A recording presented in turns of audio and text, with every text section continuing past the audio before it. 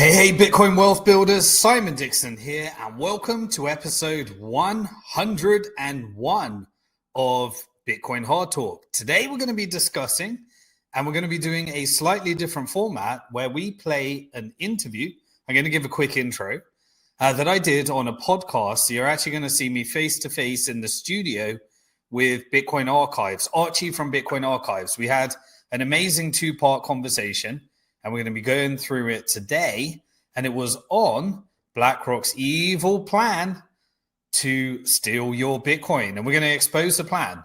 But before we do that, we're going to give a little bit of an intro. So if you're new to the show, welcome to Bitcoin Hard Talk, episode 101. My name is Simon Dixon. I spent the last 2 decades of my life obsessing over the topic of investing and money and monetary reform, and almost 15 years on Bitcoin.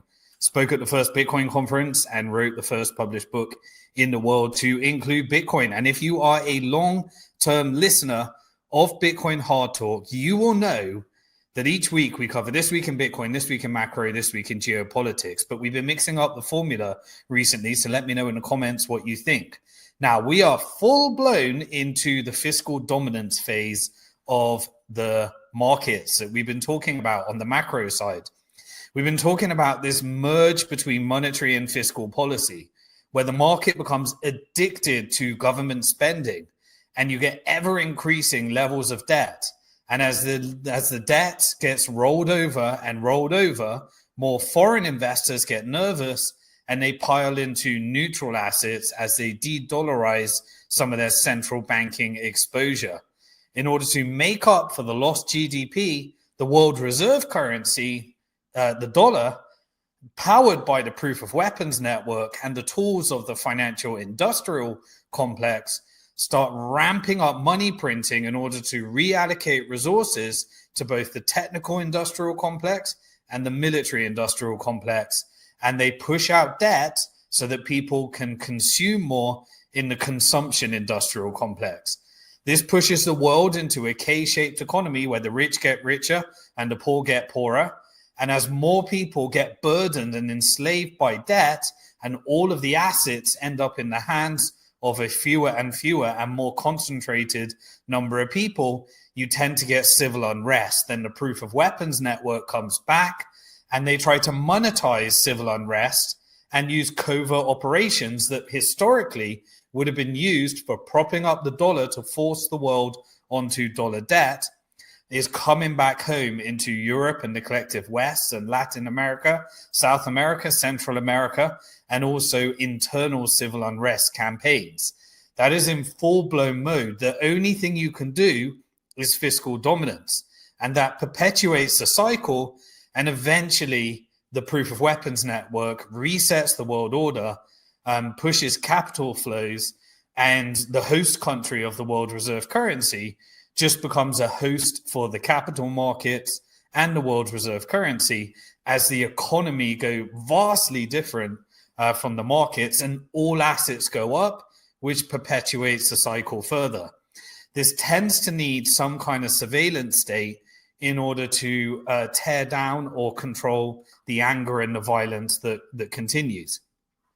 And Trump obviously reset the world order through his tariff policy, which was a financial weapon of mass destruction for the financial industrial complex division of the proof of weapons network. Now, we protect ourselves with peaceful proof of work in order to combat proof of weapons. And so if you're a long-term listener, you can see and hopefully fully understand the fiscal dominance cycle. That means that many people are going into Bitcoin, which is why Bitcoin's at new all-time highs. That's why gold is absolutely ripping. We are now past $4,000. That is a reflection of the entire world hedging their reserves into gold and out of the dollar. The assets aren't necessarily going up, but the dollar is being devalued at a rapid pace. Why? Why did Trump need interest rates down? Because he needs to refinance the debt and refinance the debt. And in order to deregulate the system so that it can end up with more and more debt as bag holders of US pensions and the US public, and anybody that will buy that debt so that they can take and extract the last bit of asset stripping and interest as we transition to, this world and try and devalue the debt, which brings us into only an inflationary cycle.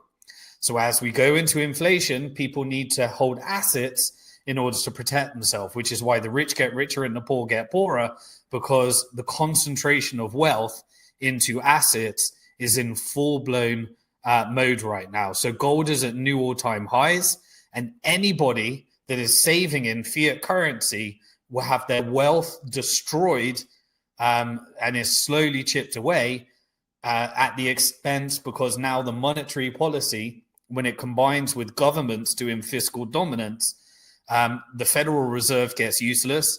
Interest rates are only cut down in order to monetize and devalue the debt and roll over the debt.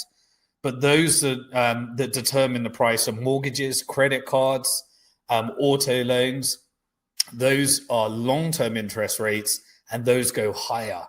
So you enter into this incredibly hard economy to manage, and that is what the Trump administration has moved to. And obviously, if you're a long-term listener, you'll know that April the 2nd was Liberation Day, which meant liberate the world from the dollar.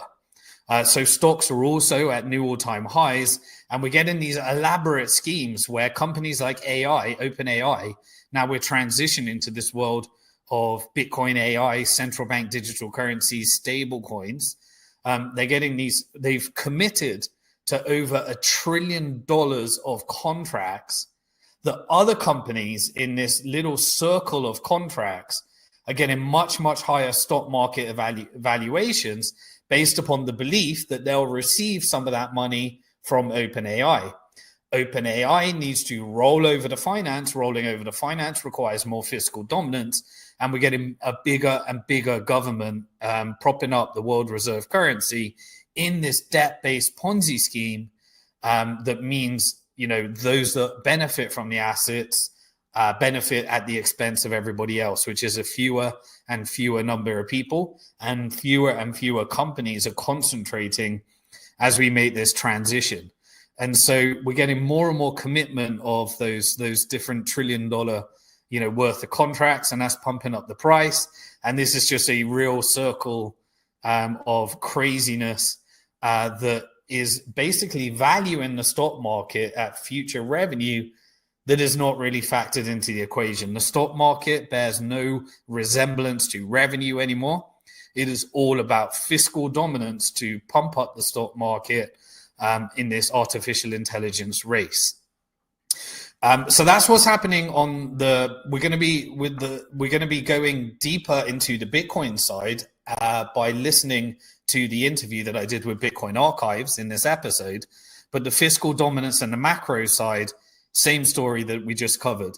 Now, remember what we've been covering over the week as well? Did you believe me? So I told you, as predicted, the ceasefire plan was approved. Everyone said it wouldn't be approved. Everyone said that this is not going to go through and we're going to end up in World War III with Iran. I've said if there is any type of war with Iran, it will be like the theater of the 12-day war. You can see my previous blog post on simondixon.com where I went through the play-by-play. But as I said, we have entered into the final stages, the beginning of the end of the negotiations between the Gulf Cooperation Council in the Middle East, the GCC countries that have been negotiating their decolonization from the US. Now that the US, Israel, and the UK and European Union, Australia and Canada have all been fully vassalized into the proof of weapons network and are being asset stripped, and the stock market and the dollar is just being used as that weapon in order to extract all the lost wealth, reset the world order into this multipolar world order. And as part of that, the GCC and their sovereign wealth has obviously paid off all the people that they need to pay off within the Trump administration in order to get this shift. And everyone said Israel rules the world. I said Israel is a colony of the proof of weapons network. Netanyahu represents the military industrial complex. Trump represents the financial industrial complex. the financial industrial complex is negotiating for an exit by the forever war model of the military industrial complex in order to have regional stability and an investable environment, which the GCC has been negotiating. And the American military industrial complex has been weaponizing genocide via their proxy in order to get as much leverage and as much deals for the proof of weapons network as possible, because the dollar is backed by war, death, destruction, rape, pillaging, genocide, and violence.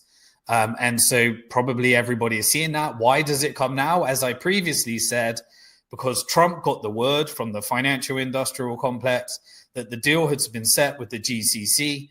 The military via Netanyahu is getting their final little bits of negotiation power. And then we will transition to full vassalization of the region into the GCC, including Israel. And then eventually Palestine will likely join BRICS. And BRICS and the GCC through these regional blocks will rebuild the region as well. Now that needed to happen before this Friday or this Bitcoin Hard Talk episode, because that's the deadline for Trump to receive his Nobel Peace Prize for the deal that China negotiated by normalizing between Iran and Saudi Arabia that allowed for this set of events to happen. But obviously Trump has played his part. He now gets to call it the Trump plan, even though it's the GCC plan. And anyone that's a long-term listener would have seen all this, week after week. And we were doing, going through every single week over the last 2 years. Why? Because there is a fund, and that fund is between, Jared Kushner, Trump's son-in-law, that has had $2 billion of sovereign wealth from the Gulf countries, whether it be Saudi, whether it be UAE and Kuwait. Now, $2 billion is going to be then invested into the rebuild. Because the GCC are in control, they get to own the region. And the more it invests, the more Israel does what they do, the more it will be vassalized into the GCC through these reconstruction deals. And you have to play Trump, because America and the proof of weapons network, they obviously have a currency backed by genocide. So you have to pay them like a mafia in order to get such a result. This is a radical change of the world. And that is because those that control America are actually aligned with BRICS and a multipolar world order. And so Trump gets to make as much money through his son-in-law's fund with Steve Witkoff and the other ones that are ushering in all of these deals between the GCC. And the GCC also paid for the European leaders as well. So that $2 billion fund is what's tying everything together. And we also means that Trump is essentially bought into this vision. Israel cannot compare with their lobby in AIPAC in terms of funding. And when you do it with a fund, it means that you're tied together to jointly be aligned. And this is what neo-colonialism looks like with the Proof of Weapons Network. Tony Blair also is bought as well through the Tony Blair Institute, which is predominantly funded via GCC contracts and various other things, as well as other interests as well. And then Witkoff is essentially negotiating, pretending it's for MAGA, but it's actually between the Proof of Weapons Network, represented by BlackRock, the financial industrial complex, JP Morgan, all of the rebuild contracts, with the Gulf Cooperation Council, which is negotiating the exit from the region in order to have a completely different world in the Middle East that we've ever seen. So that is everything that's happening in the Bitcoin side, the macro side, and obviously everything went as we predicted on the geopolitical side. So now what I want to do is I really want to dive in to the interview that I did with Archie from Bitcoin Archives. Now, I'll just give you a little bit of what you're in for. So we started the interview. It was a face-to-face interview in his studio. And I discussed where we are on the Bitcoin timeframe, because most people think the Bitcoin's at the top. Now, I've been telling people to own more Bitcoin every month ever since it was $3. And I'd like to explain where we are in the timeframe. And I talk about this Wall Street attack phase and how you need to understand what that means And I went through a lot of different stories as well. Next, we went through the early Bitcoiners versus the Bitcoiners today. So you could understand this two-tiered Bitcoin and how it compares to the crypto scam and the wider market as well, and making sure that you get on the right side of that. Obviously, I always discuss the importance of self-custody. And I also go through whether there are actually benefits to the Bitcoin ETF and how you should manage those as well, and how it is going to be used as a financial weapon of mass destruction in this transition to the wider geopolitical trend. I went deep as well into my experience from 2 years of working on the Celsius bankruptcy and getting a lot of people out of that bankruptcy. And I shared the exact type of strategies that I believe will be used by the financial industrial complex as they build their Bitcoin industrial complex that we're witnessing right now, and how to protect yourself, and why that doesn't matter if you understand how to own Bitcoin in self-custody. I do that by going through some of my insights from Operation Choke Point 2.0, which was a deep state kind of reset of the Bitcoin ecosystem in order to usher in BlackRock being the major ETF provider to get all of their clients in and take down some of the crypto-friendly banks so that they could reset the order and try and trick you into centralizing. I also go through whether MicroStrategy is a Wall Street asset and some of the nuances there in order to understand that. And finally, I go through all the catalysts of basically what an institutional Bitcoin takeover looks like and why it doesn't matter because of proof of work, but you need to be aware of it so that you don't get on the wrong side of this and get margin called with your Bitcoin. And what basically this world will look like in a Wall Street tokenized, financialized, securitized, real world asset, stablecoin world that the Trump administration is delivering for the financial industrial complex. And obviously, I've always covered throughout the show how they use division in order to adhere, manufacture consent for compliance, and the civil unrest campaigns that they've gone through. I also did a few more stories as well in this, so it was a packed episode. We're going to break it down. And one of them was my experience trying to build a full reserve bank, and when the Bank of England came after me with their financial weapons of mass destruction, and what that looked like, and how Johnny Bitcoin and Amir Taki were the ones that actually made me, that got me into Bitcoin in the first place, and how I developed that early conviction in Bitcoin so that you can develop and understand that this is a longer term game. We covered some of the women in Bitcoin. That was a topic that Archie wanted to cover. And importantly, how to understand when to buy and when to sell so that you can use Bitcoin as a mechanism for beating proof of weapons with proof of work, and how to accumulate your wealth to beat this system. Because I don't want you disempowered. I don't want to paint the system out to be worse than it is and better than it is. I want you to understand what it is and be able to analyze it so that you can know how to protect yourself easily as well. And why we're going to be witnessing more dropping of standard of living as a result of this proof of weapons network, and importantly, how to protect yourself. So I think, and I hope that I have hooked you in. Now we're going to move over to the episode of BlackRock's evil plan to steal your Bitcoin and everything that I said we would cover. And we're going to expose the plan. And I'll see you at the end. Enjoy Bitcoin Hard Talk episode 101 and the interview I did with Bitcoin Archives and Archie.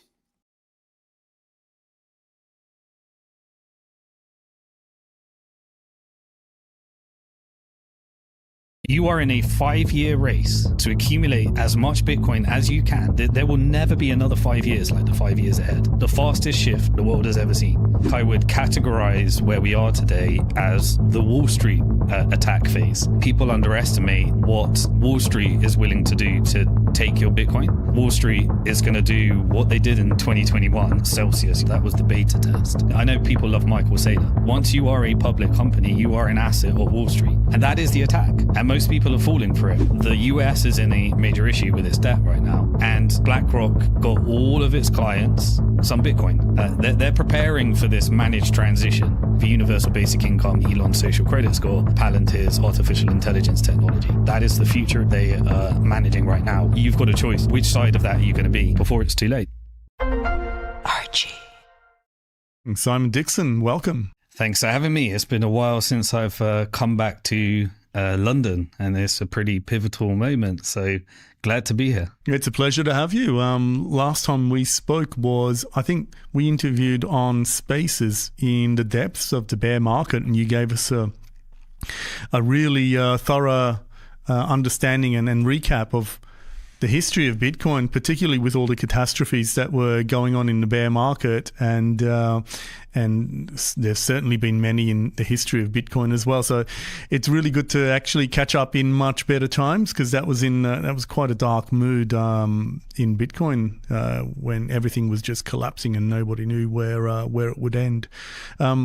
But like I said, we're in much happier times right now. So I wanted to throw it over to you with the context of your history in Bitcoin of almost more than 10 years. How do you see where we're at now? Where is Bitcoin right now? Yeah, well, it's 14 years on this journey. So I spoke at the first Bitcoin conference in Prague. That was in 2011.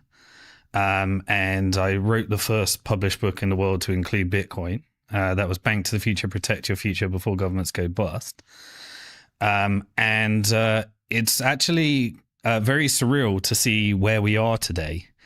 But I think I would categorize where we are today as the Wall Street attack phase. And so the entire history of Bitcoin has just really been about countering attacks. And being involved in this anti-fragile network that is now over $2 trillion. And when we first, when I first spoke at that first Bitcoin conference in Prague, it was us versus the banks, and about 50 to 100 people in a room, a very small community. And to see where we are today, where the largest power structures in the world, whether it be, the IMF, the Federal Reserve, the Trump administration, El Salvador, and just every single power structure in the world has now adjusted to this Bitcoin, and seeing where it's come has just been this remarkable journey that, quite frankly, throughout the whole journey, you kind of always, as a Bitcoiner, I've been advocating for it for 14 years and always believed that it would become something amazing, but it still shocks you when it actually happens. It still surprises you, even if you're thinking that this could happen. When it actually happens, it's and quite frankly, I think it's a lifeboat. And then I think in this massive amount of craziness and turbulence that we have globally right now, just to be able to say that there is an exit, there is something that you can opt out. There's something you can boycott, and Bitcoin is that boycott. Bitcoin is that opt out. Bitcoin is, that to be able to give somebody something that they can do when the world is going crazy, quite frankly. Even from the very earliest days, we had, a Bitcoin revolutionary like Hal Finney was talking about the potential need for Bitcoin banks. And yet we have certain sections of the Bitcoin community lamenting the fact that Wall Street and TradFi have sort of come on board, and it's starting to look the way that, the early Bitcoiners always envisioned Bitcoin becoming. So what do you say about the dichotomy of the early Bitcoiners versus the Puritans who are kind of lamenting what's happening right now? Yeah, so I think we've hit a two-tiered Bitcoin world.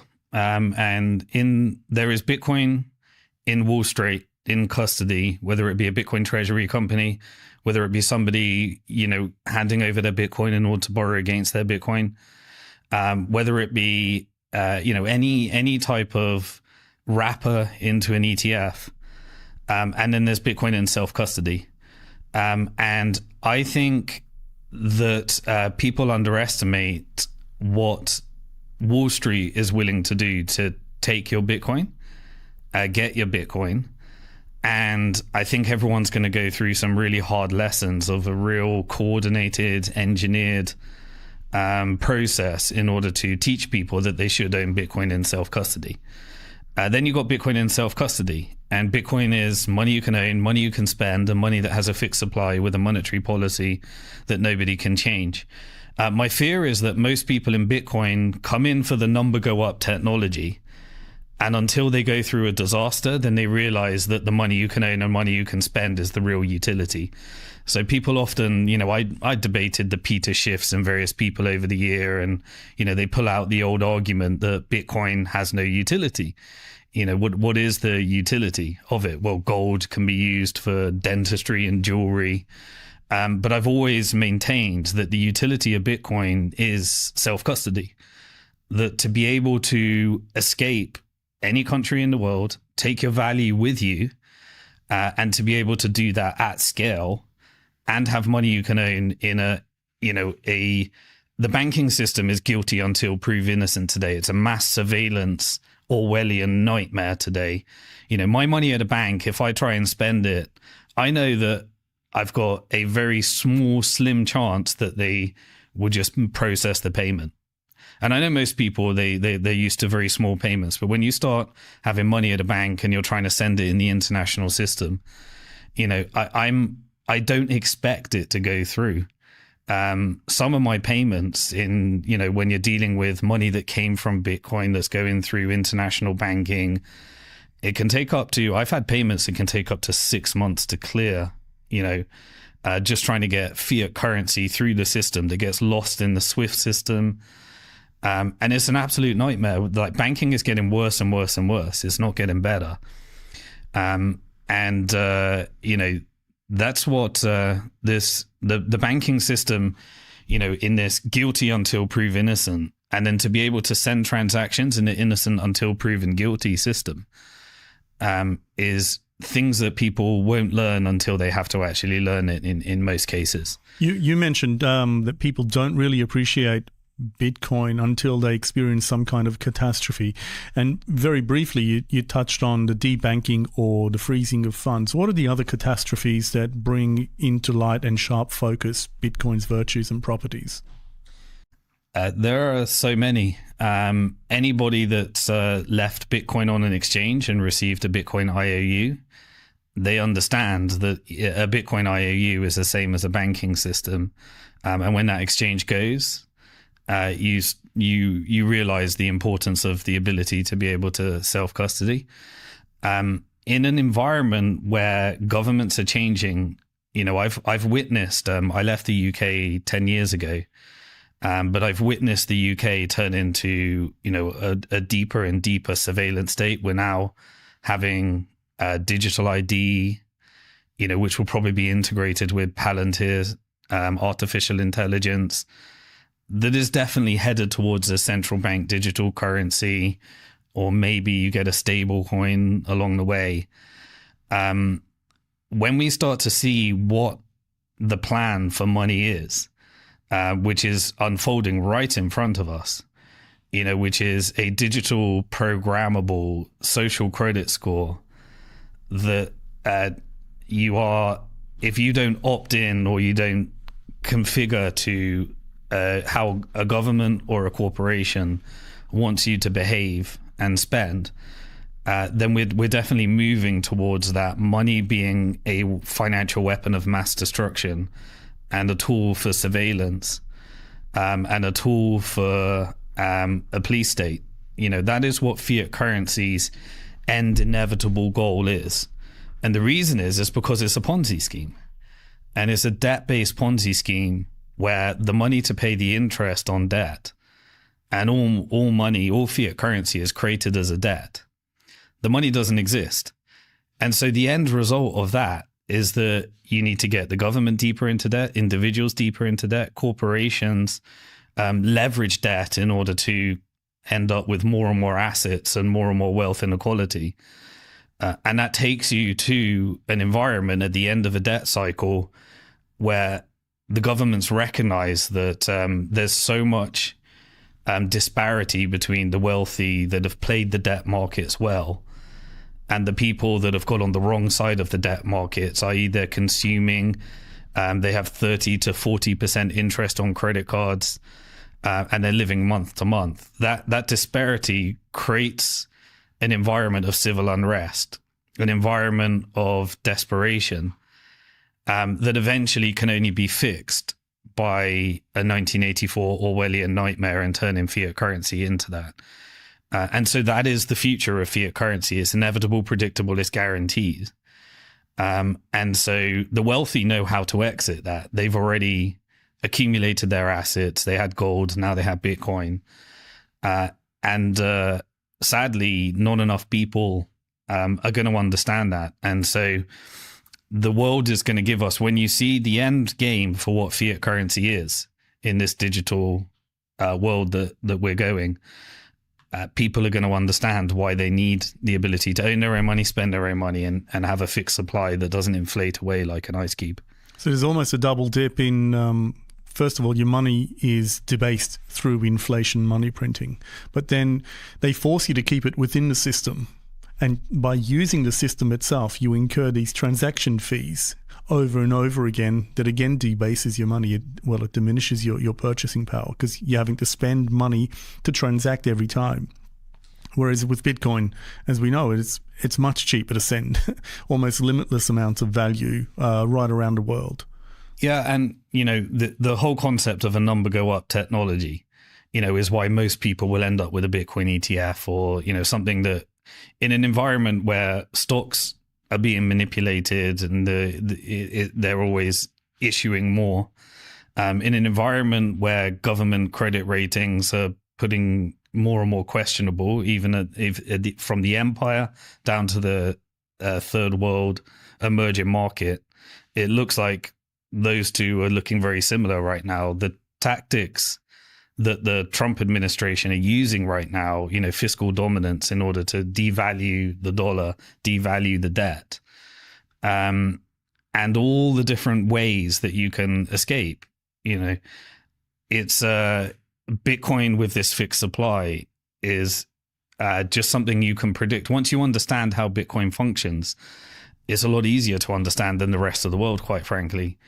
And when we enter into this world where assets are going up, not because they're more valuable, they're going up because the dollar's being devalued, and every other fiat currency is a derivative of a dollar, which suffers much worse consequence because all these other fiat currencies are just a mechanism for sucking up the world into dollar debt. And you have these dollars and all these derivatives on top of it that are if you save in them, you're which the average person is doing, you're driven into this wild debt-based Ponzi scheme with the dollar at the base level, and now the base level is devaluing itself, and in a debt-based Ponzi scheme that is really reaching that end cycle. And people need Bitcoin for that, to be able to escape that. But then the other side of it is also the surveillance side and what they can do when you custody your money with somebody else. And I think people are going to be surprised what comes and how they try and fix this system. And I think that draws a very clear line between essentially Bitcoin and everything else that came from it, the crypto markets. The crypto markets are going to be exposed for what they actually are, which is, in the end, a venture capital, pre-mined fiat currency pump and dump scheme that will create the surveillance technology through stable coins and all these other mechanisms in order to create a nightmare of the fiat currency system. And all of that crypto stuff is going to be consolidated into Wall Street through these financialization, securitization, tokenization. And Wall Street is getting to fully capitalize upon, this crypto side and the distinction between Bitcoin in custody, Bitcoin in self-custody, and all the other crypto stuff. Over the next 10 years, if you don't figure that out, and I think we've got less than 10 years, if you haven't figured that out, probably over the next 5 years, you're going to end up in a universal basic income, surveillance state, Orwellian, get the vaccine or you will get negative interest rates type of nightmare. Or you're going to be in this tiny percentage. And sadly, I think the people that end up with Bitcoin and self-custody are going to be the new, conspiracy theory mega class of people that people will create all these conspiracy theories around how they ended up with so much Bitcoin. And you've got a choice. You're going to be on which side of that are you going to be? And my prediction is that anyone that does it through Wall Street, through ETFs, through pensions, through Bitcoin-backed loans, any of those things, Wall Street is going to do what they did in 2021. They're going to create an elaborate scheme in order to end up with your Bitcoin in their wallet that they control. And so the self-custody stuff is ultra important for people to figure out now, before it's too late. So you mentioned IOUs as being one of the catastrophes that could awaken people from the slumber of not holding their own Bitcoin. A lot of people are being critical of ETFs as being representative of paper Bitcoin, so to speak. But don't you think there is a place for Bitcoin ETFs for a certain type of investor also? The tragedy of this is that Wall Street, through its ability to control through lobby governments, they've created an environment where the obvious and logical thing to do is own your assets with them. And that's by design. The complexity of the financial markets, the innovation of ETFs was a mechanism for taking as much control as possible. And so we've ended up in a world where BlackRock essentially is on the board of 20,000 companies, that has the largest shareholding in almost all those companies, has technology that advises Treasury, has technology that is used by the Federal Reserve. You're talking about their Magellan model that advises something like tens of trillions of dollars around the world. Yeah, absolutely. There's a technology called Aladdin that they've always used. And every asset manager and fund manager at scale also uses the same technology. And so we have essentially recreated in a shadow way what I call, I term the name from proof of work, proof of weapons, because it weaponizes all of these different companies and all of these different technologies and all of these different military, all this different stuff. And BlackRock is essentially, I think, the Dutch East India Company, of the Dutch Empire, and the British East India Company of the British Empire. BlackRock today is the American version of the East India Company. It is more powerful than the US government. It is controls the European Union to a very strong degree, and through its ability to decide who gets to borrow in capital markets and manipulate share prices way out of any kind of reality. We have created this shadow government called BlackRock that represents corporate interest. And we're giving them our Bitcoin. And some people are giving them their Bitcoin. Why? Because the tax system was designed where it's tax efficient to put it via your pension contribution. And what was a pension? A pension was a mechanism for saying, give all your money to BlackRock and the asset managers and we'll manage it for you. And we'll take your voting rights from your shares and we'll install our board members. And so through this tax efficiency, plus individuals thinking about how do I handle inheritance, and this vast empire of money managers that all get fees out of every transaction, that all gets their annual fees, we have essentially given the asset managers full control to the point where all of the universities and colleges are the largest endowment funds in the world. All of our pension is being sent to BlackRock every single month. All of our insurance premiums are being sent to these large asset managers. And every mechanism for pooling all of this money into this one power vacuum that now can pay for any politician, that can buy any president, through their shares in military companies, control the quote-unquote deep state, the intelligence, and they can manage a portfolio in order to maximize all of these different governments that they have bought over time into this massive, power structure that is way bigger than any government, and no governments work for the people in their country anymore across the collective West. And so by making these vacuums, in 2021, I believe Operation Choke Point 2.0 was an operation in order to make the industry look bad, end up with a bunch of Bitcoin on banks' balance sheets, play this type of chess game, and then approve the Bitcoin ETF in order to get as much Bitcoin ETF, as many people to, have Bitcoin exposure via BlackRock and in custody. Then launch Bitcoin-backed loans so that they can persuade as many people to borrow against their Bitcoin to issue more fiat currency, and issue Bitcoin treasury companies so that when they need to do any type of distressed takeover of all of these Bitcoin treasury companies, they can consolidate all of this Bitcoin into one honeypot, and they can use Bitcoin that they've got and that they managed to use the leverage of fiat currency in order to wage currency wars around the world. And the only people that would be protected from that are the people that have Bitcoin in self-custody. I'm interested in why you think the approval of Bitcoin ETFs was connected to Operation Choke Point 2.0, because Grayscale had to go to court to get a decision that overturned the SEC's ruling, which eventually led to the approval of Bitcoin ETFs. So it would seem to me that if they were connected, Grayscale wouldn't have had to fight tooth and nail to get that decision to overturn the SEC.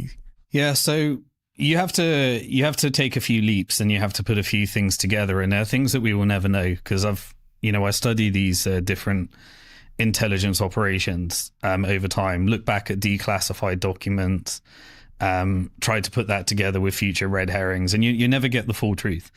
But what I do know is that there was definitely a coordinated effort, and I was involved in one Chapter 11 bankruptcy because I decided and thought it would be a good idea to take a small percentage of my Bitcoin and borrow against it and test it out. And I ended up using Celsius because I'm an investor in over 100 different companies in the industry. I wanted to see if this borrow against your Bitcoin industry was a thing. So I went and met all of the different providers, see if I could invest. Interestingly, Galaxy took our allocation in BlockFi, so I got protected from that one. But we ended up with a shareholding in Celsius, and I decided to test out the service. And from that process of seeing Celsius go into bankruptcy, I spent, because I'm a bit of a geek, I spent 2 years in that bankruptcy where I was actually lobbying the judge.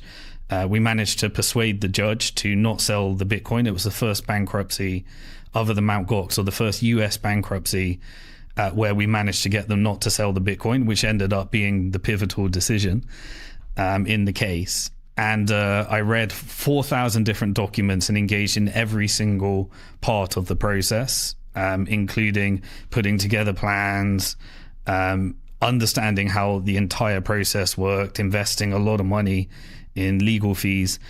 And because I understood every single part of that bankruptcy, I found absolute foul play in the Celsius bankruptcy that connected it to a much, much deeper agenda than the normal agenda. And to give you a few ideas, the deep state, as I call it, consists of CIA, Mossad, these different intelligence agencies. And there was a deep connection between those players that were involved in Celsius. Some of the hacks, I'll give you a small example. One of the hacks that happened that led to the loss of client ETH was done via a company called Bancor DAO. When you look at Bancor DAO and then you connect it to the different players, you had Alex Mizhinsky, who was the CEO. He's got a background in terms of his connections in Israel. You had Daniel Leone, who didn't end up going to prison. Alex Mizhinsky got 12 years. Daniel Leone didn't go to prison. He escaped to Israel, and he's now doing an AI startup with the Prime Minister's Office of Israel. His wife, who is now head of social media for the Israeli Defense Force, who put out the propaganda that led to the arrest of the fall of the United Nations Palestinian Division. She was head of loans. And the company that got hacked, one of them, there was multiple of them, Bancor DAO, the largest shareholders, was the niece and nephew of the Prime Minister of Israel, Benjamin Netanyahu. And so when you went deep into all of these different cases, you realize that the net result was that there was this multi-billion-dollar Ponzi scheme that made the industry look really, really bad, led to 650,000 victims. Because I was working with many of those victims to try and help them deconstruct what was happening, I ended up the 7th largest creditor in the case. We had people that lost their life, took their life because they couldn't handle what happened to them. They couldn't face their family to tell them, we've lost everything.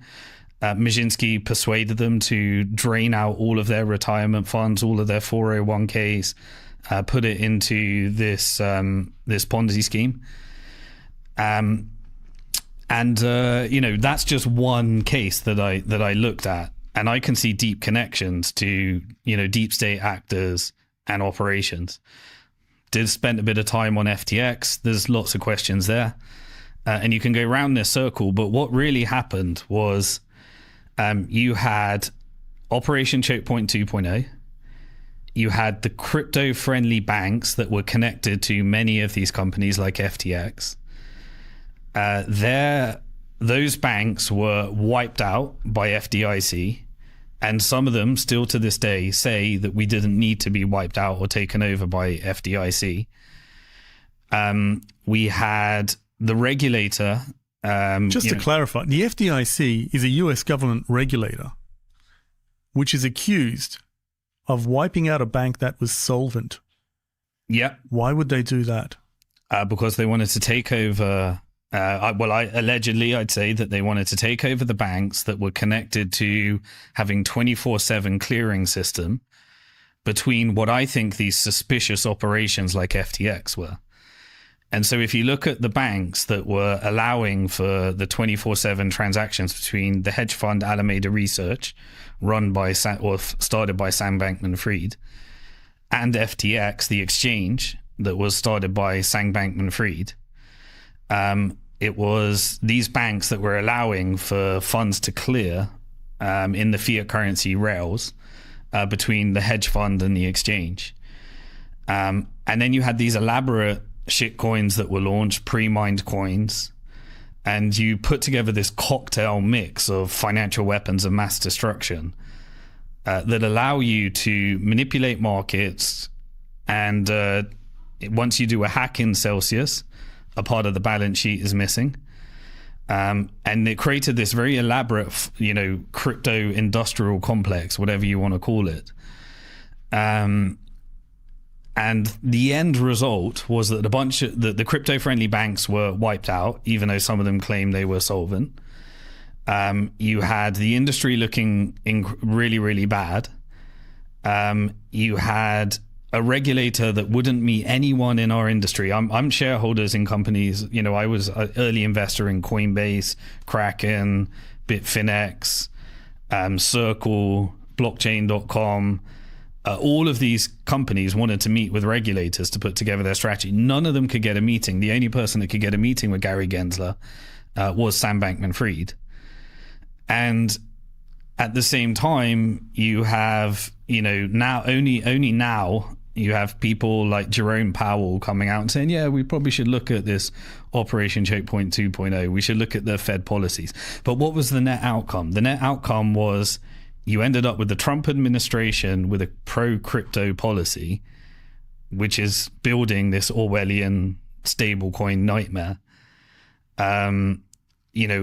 I believe in a wolf in sheep's clothing, using Bitcoin strategic reserves as a narrative that got people on board to this. You ended up with BlackRock ETF approved. You ended up with banks able to put Bitcoin on their balance sheet and lever them up. You ended up with companies like Cantor Fitzgerald being able to offer fiat currency loans, and they are a primary dealer direct into the Federal Reserve in order to leverage the debt. You ended up with the Trump administration creating this whole stablecoin ecosystem.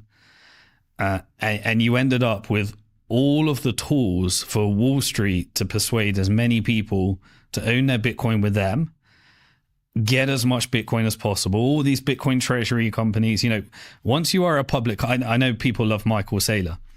The way that this scheme works is that once you are a public company, you are an asset of Wall Street. If you've taken billions and billions and billions of dollars from financial terrorists that invest in corporate bonds, you are owned by them. You are an asset of them. That's how it works. If you are a CEO, you work for the board. If you're a board, you work for the shareholders. Who are the shareholders? BlackRock. What about all the Bitcoin mining companies? You ended up with all of these mining companies over in Texas. They all went public. So now you've created essentially the function to take a massive chunk of the Bitcoin ecosystem and control it within the confines of Wall Street. And that is the attack.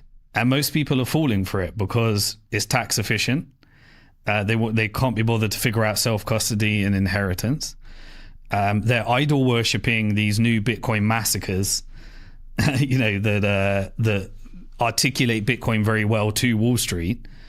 And everyone's excited because the number goes up, not knowing that anybody that falls for this will eventually, just like in 2021, Operation Choke Point 2.0, that was, I believe, an operation to replace these companies with Wall Street, hand over the industry to Wall Street as much as possible, and then create a pro-crypto environment to persuade as many people to own their Bitcoin and with them. And crypto is the tool, fiat is the weapon, and many, many people are falling for it. And now they've got all the tools they need, and I think they'll push through into a bull cycle. And I think it really goes into the wider macro issues of the US government debt, fiat currency, and the wider geopolitical issues as well, because this is entering into the currency war stage now. So Bitcoin is going to be placed at the very, very center of a future and upcoming currency war, because the geopolitics are resetting the world. The US is in a macro, major issue with its debt right now. And BlackRock got all of its clients some Bitcoin. They're preparing for this managed transition. And a lot of people are giving their Bitcoin to BlackRock. So they are empowering BlackRock rather than empowering themselves. So I'm quite sympathetic to the idea that leverage in a system creates instability. But what we saw in the last cycle with leverage that had, margin calls baked into the contracts are quite different to the circumstances and the conditions under which a company like MicroStrategy or Strategy is borrowing.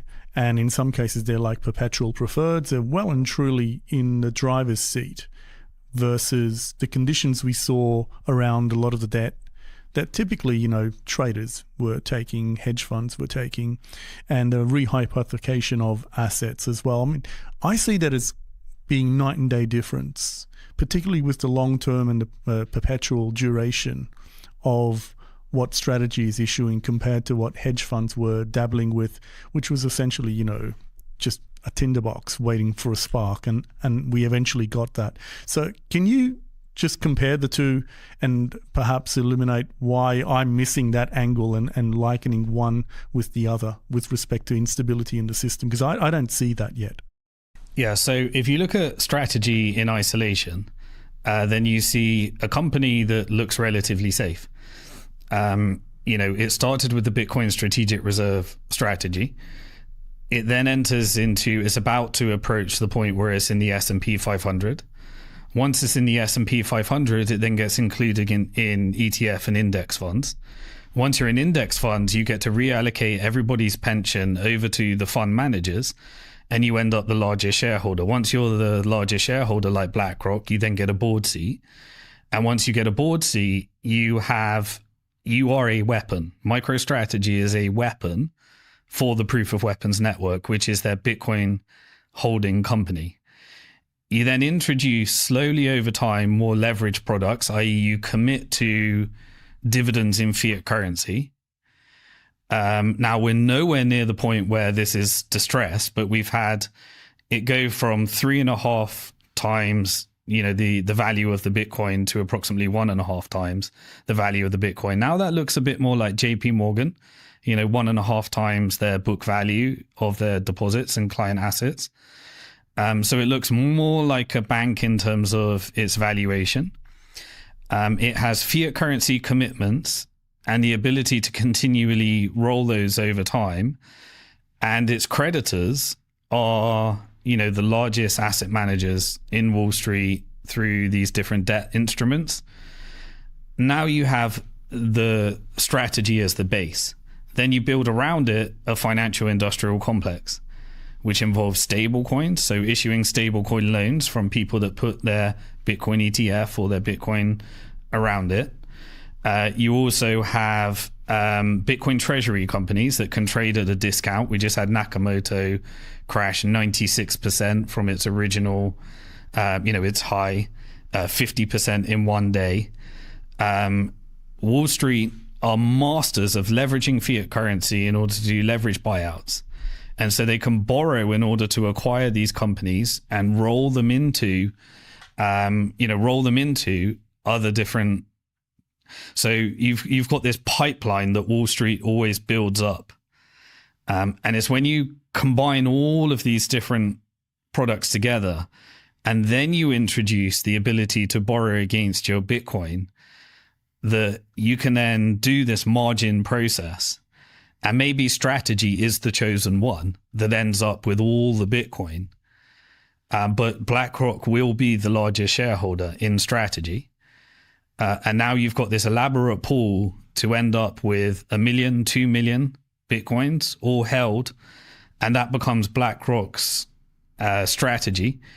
And they will have their own mutual funds that will also get exposure. They'll also become shareholders in all the different Bitcoin miners.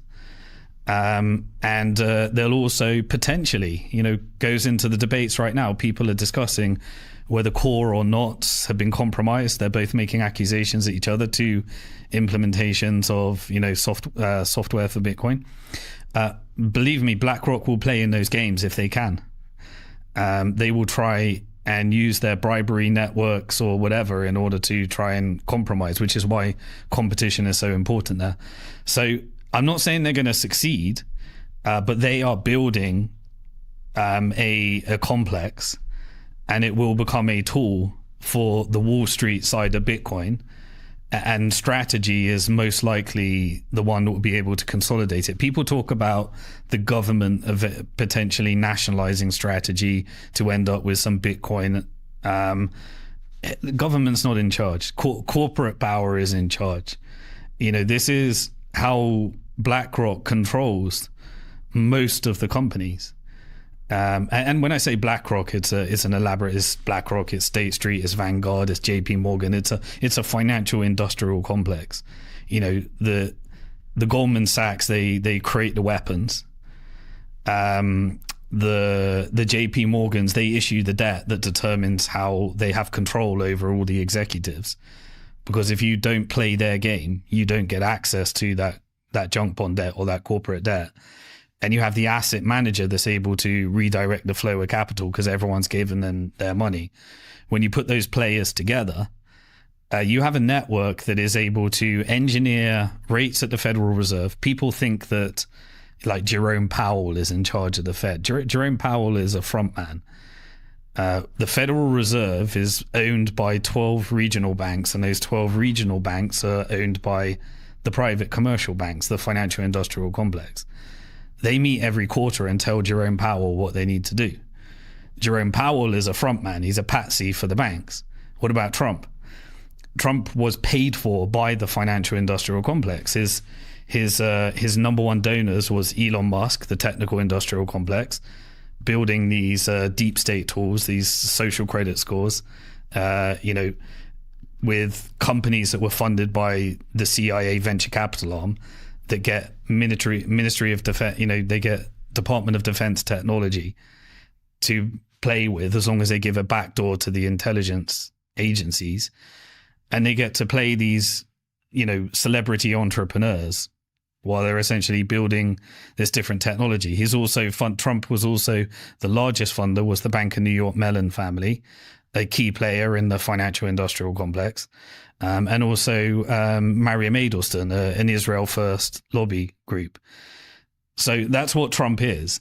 Who is he? He works for the financial industrial complex. So if you've got the Trump administration, which is negotiating all of these deals for the banks, Jerome Powell, that answers to the banks, and the financial industrial complex, which sits on top, that is also deciding which of these companies gain access to the debt capital markets, and they control the Federal Reserve, and they control fiscal policy and treasury. You've got this, these companies that are able to engineer a pump and dump in Bitcoin. And all you need to do to protect yourself when that event happens is own Bitcoin in self-custody and understand what's coming. Because when they want to crash Bitcoin to get your Bitcoin to trigger all the margin calls in Cantor Fitzgerald, and they've got a bunch of managed Bitcoin, and they got the number one shareholder in Strategy, they can combine this financial industrial complex in order to...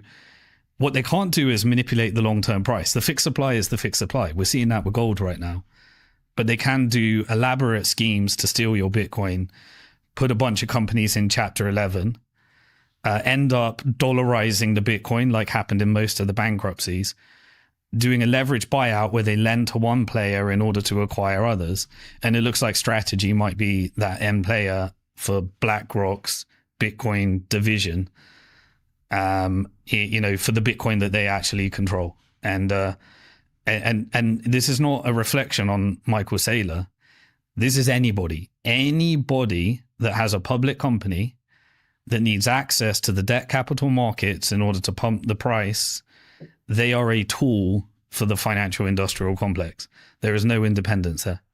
If what you're saying plays out, how can we identify the inflection point, and what are some potential catalysts for that? I don't think we'll know. But they're going to want to build up as much leverage as possible. I think when more and more people are borrowing against their Bitcoin, that's the optimum thing that they're trying to build up. So I keep an eye on Cantor Fitzgerald. I keep an eye on World Liberty Financial. I keep an eye on what's happening with the stable coins. I keep an eye on Palantir and the manipulations that are happening through artificial intelligence. I keep an eye on all of that. And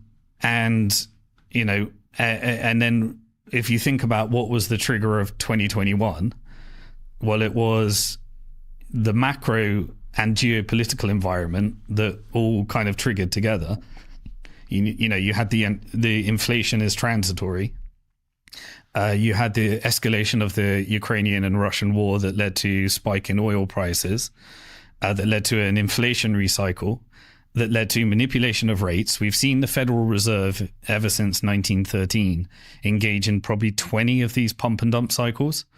Like, you can find them. Like, just look through the whole history of the Federal Reserve, 20 pump and dump cycles that they've done in order to end up with where Wall Street and the wealthy control 90% of the stock market to 10% of the network.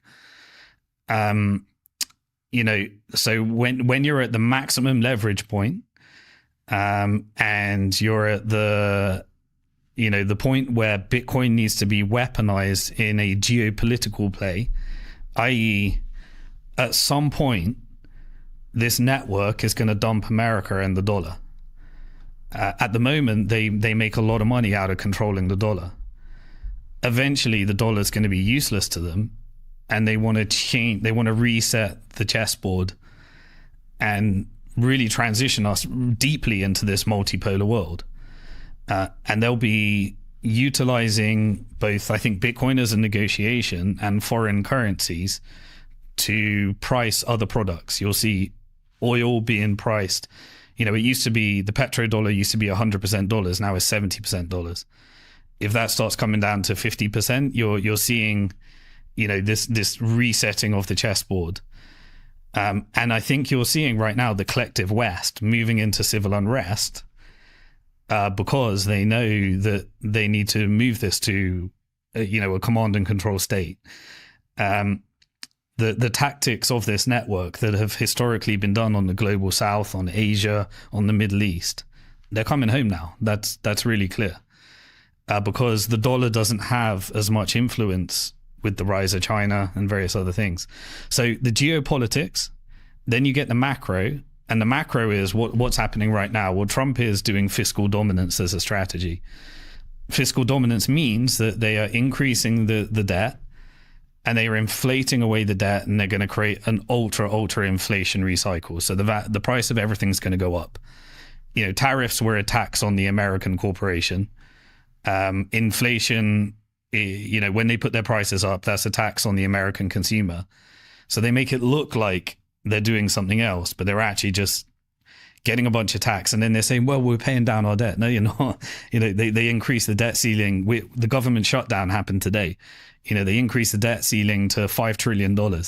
What are they doing? What was the big, beautiful bill that Trump announced? A bunch of money for Palantir, a bunch of money for Lockheed Martin, a bunch of money for General Dynamic, a deregulation environment for artificial intelligence, a bunch of money to Oracle. These intelligence funded operations that rely upon Pentagon budgets. They are ramping up the Pentagon budgets. So you have a fiscal dominance, which means the rich get richer and the poor get poorer. It's that K-shaped economy where those that are deep in debt, they're just trying to survive, and the others are leveraging debt in order to accumulate more assets. So once you have that geopolitical situation, plus you have the macro situation, then I think Bitcoin becomes the perfect tool to engineer some kind of pump and dump cycle that resets the chessboard. And I think we'll know about it. It will look like a very sophisticated version of what we saw in 2021 and 2022 with these Celsius. That was the playground. That was the beta test. Now they're setting up the big game, and the big game is going to be a big reset of the chessboard. And I think Bitcoin is a tool that they can use, and that's why all the central banks are buying gold right now. Gold is at all-time highs. People outside of America cannot get enough gold in exchange for their dollar reserves. And the only countries that are still lending to the US government are the ones that the proof of weapons network controls. The UK, we're just fully vassalized and controlled by, Keir Starmer might as well work for BlackRock and Lockheed Martin and JP Morgan. Like, he might as well sit in that office. He ain't working for the people. He's just printing money and sending it to those companies. And Japan. Now, Japan's actually pivoting.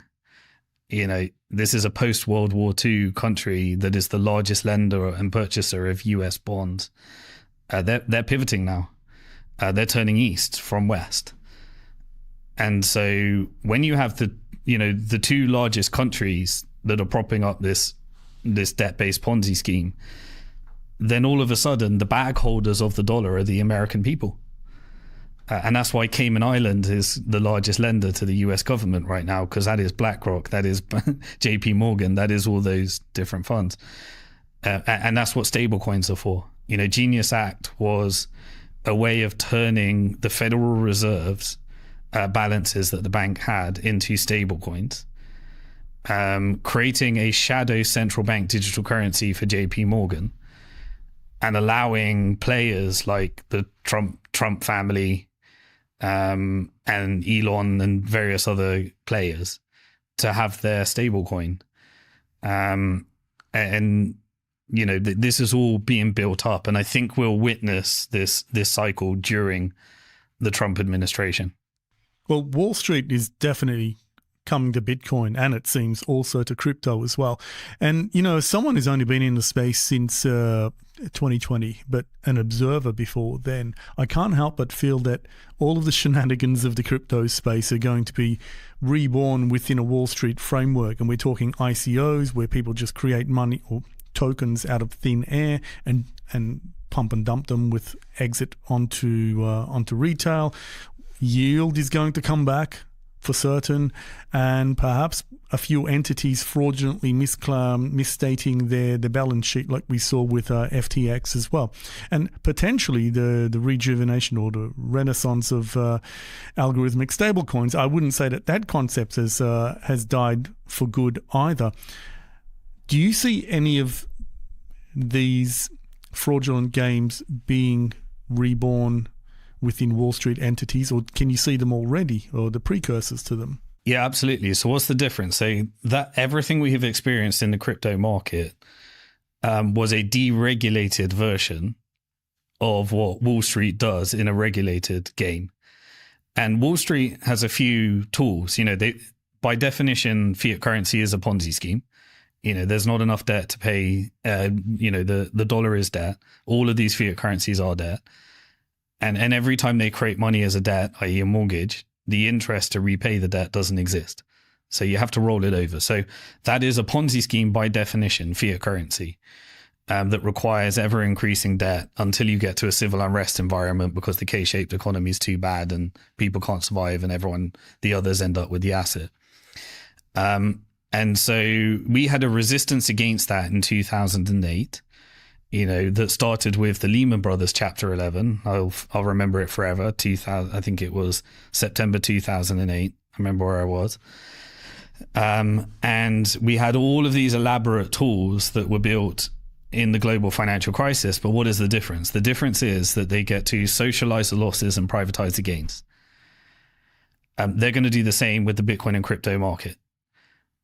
So they have the ability to tokenize everything into these real world assets, issue stable coins that are backed by government debt, follow the US fiscal dominance strategy, and turn everything in Wall Street into tokenized stocks, tokenized everything, even the energy markets, give you a carbon credit score, give you an ESG score, allow you to trade through these tokens, prediction markets, absolutely everything is going to come out of this. Is going to be more and more financial weapons of mass destruction in order to manage the game. And the only difference is that they can actually borrow money from the Fed for these fiat currency loans, and they get to socialize the cost and privatize the gain. And in the end, where this is going. In the end, it will be the biggest elaborate Ponzi scheme and rollover possible. Mass rampant speculation. I mean, look at the American economy right now. 70% of the American economy is services, and the largest service is financial services. And so it is a ultra financialized economy that is just essentially loving this tokenization wave and this stablecoin wave and everything you can do and all the commissions that you can earn from it. To steal more money from those that are paying the inflation, through money printing, and hand it over here. create an elaborate debt, Ponzi scheme again, but this time socialize the losses and privatize the gains. And what do you issue to everyone in the end? You issue them a stable coin, helicopter money, that builds the foundation for universal basic income, that's integrated into Elon's social credit score, that's integrated into Palantir's artificial intelligence technology. There is no doubt in my mind that is the future of fiat currency, and that is the transition that they are managing right now. Why? Because they know right now that civil unrest is the number one enemy of the West, because they're bringing those tools home, those tools of colonialism and war that they used everywhere else. They're bringing them home. And when people use their freedom of speech on social networks, they're building their social credit score. They're not giving you freedom of reach, they're just giving you freedom of speech because they want you to talk. And when you, in America, use your Second Amendment, and you're not going to be shooting guns into Palantir. We're in a digital war. But they will certainly use that, just as they are beta testing on the UK, to give you your digital ID. And to give you all the formation. And when there's so you have that civil unrest, immigration is the tool, clearly.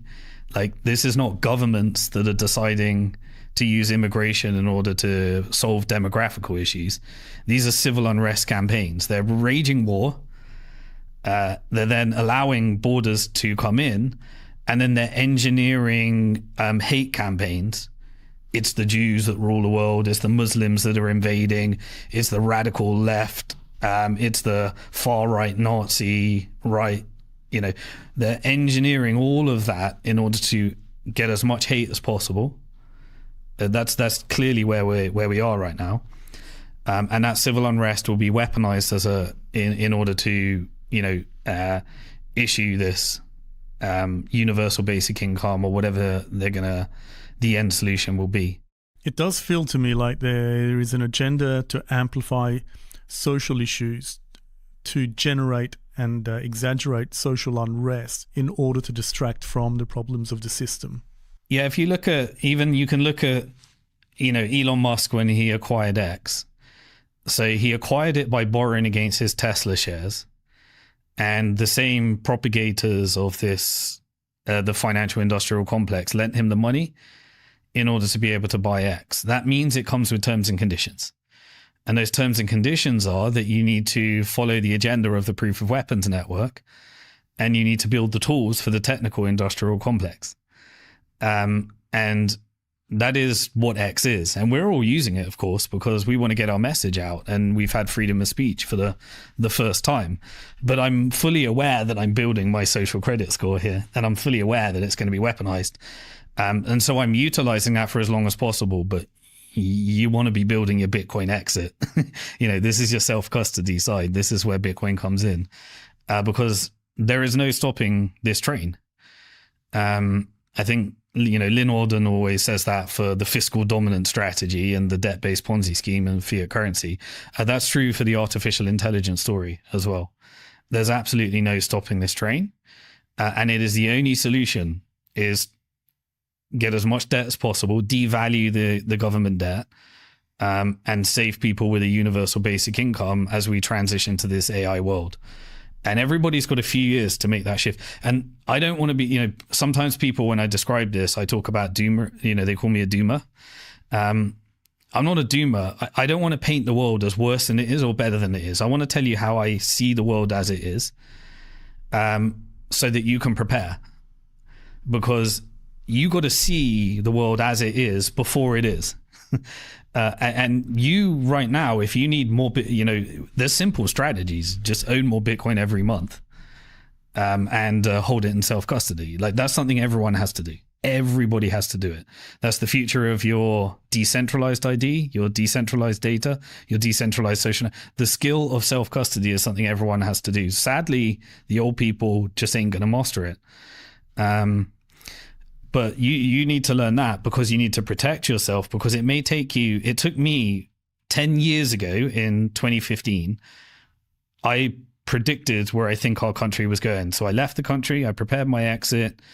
I invested, made all the investments I needed to do. I made a commitment from when Bitcoin was $3. to own more Bitcoin every single month, no matter how much it is. I was deep in debt at the time. Now, I got 10 years to prepare, and I'm prepared. I'm prepared for this.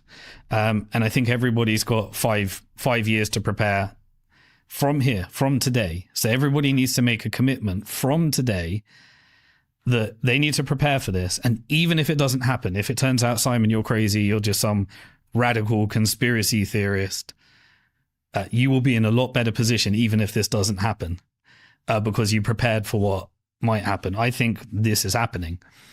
And I think it's not something you can wait to happen and then suddenly try and figure out how to fix it. You need 5 years. You need to decide, what am I doing with my debt if you're deep in debt? There was a moment I left investment banking in 2006. I tried to create a bank. I went in creating that bank, which didn't work. I got very deep in debt. And I had a choice at the first Bitcoin conference to either pay my debt or buy Bitcoin. And I can't give you the advice. There's consequences to this.